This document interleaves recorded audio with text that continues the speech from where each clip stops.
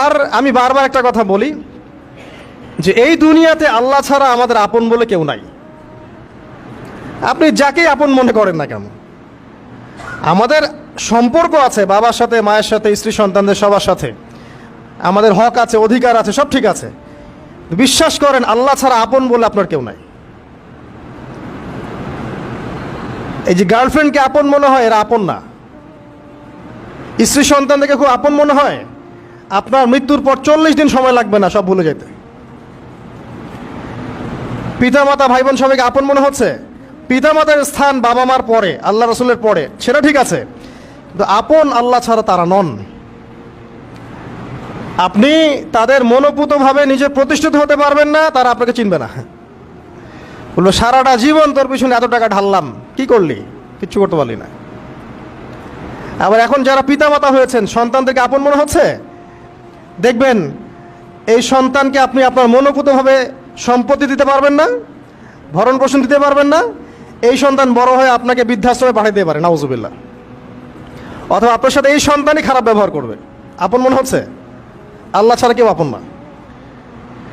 আল্লাহ ছাড়া আপন কেউ না। আর আল্লাহ ছাড়া সত্যিকার অর্থে আপনাকে আমাকে ভালো কেউ বাসে না। শুধু আল্লাহই আপনাকে ভালোবাসেন।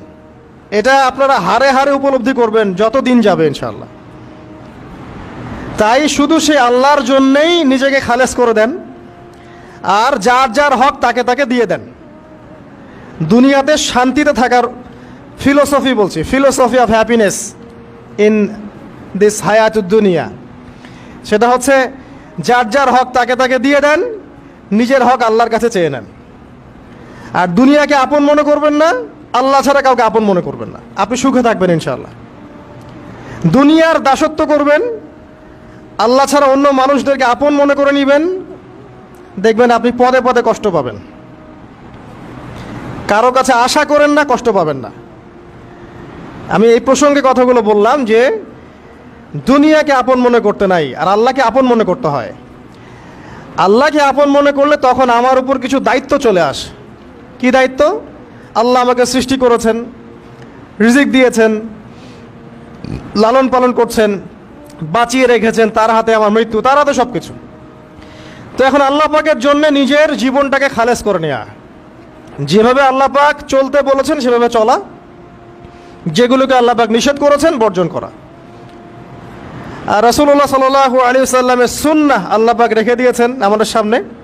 এই সুন্নাহগুলো যদি আমরা অনুসরণ করতে পারি, ইনশাআল্লাহ এই দুনিয়াতে কিছু পাই বা না পাই, ইনশাআল্লাহ পরকালে আপনি আল্লাহর ক্ষমা পাবেন ইনশাআল্লাহ তাআলা।